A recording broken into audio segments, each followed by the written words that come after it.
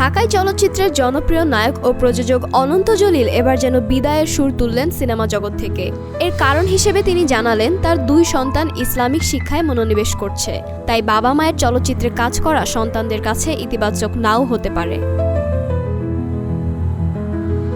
সম্প্রতি এক সাক্ষাৎকারে অনন্ত জলিল জানিয়েছেন যে তার হাতে কিছু সিনেমার কাজ এখনও বাকি রয়েছে।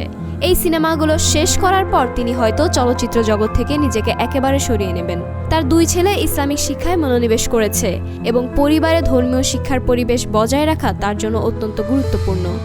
বাংলাদেশের একমাত্র স্মার্ট সিটি বসুন্ধরা এখন আরও নিরাপদ, আধুনিকতায় আরও এক ধাপ এগিয়ে। তার বড় ছেলে ইতোমধ্যে 8 পারা কোরআনের হাফেজ হয়েছেন, আর ছোট ছেলে কোরআনের রিডিং খতম করেছে। অনন্ত জলিল আরও জানান, প্রথম সন্তান জন্মের সময়ই তিনি ও তার স্ত্রী নিয়ত করেছিলেন সন্তানদের আলেম ও মুফতি বানাবেন। ছেলেদের পড়াতে চান মদিনায়, তাই সন্তানের ইচ্ছা ও ইসলামের প্রতি দায়বদ্ধতাকেই প্রাধান্য দিচ্ছেন তিনি। 2010 সাল থেকে অনন্ত জলিল নিজস্ব প্রযোজনায় আধুনিক প্রযুক্তি ব্যবহার করে চলচ্চিত্র নির্মাণ করে আসছেন। প্রায় সব ছবিতে সহশিল্পী হিসেবে থাকেন স্ত্রী বর্ষা।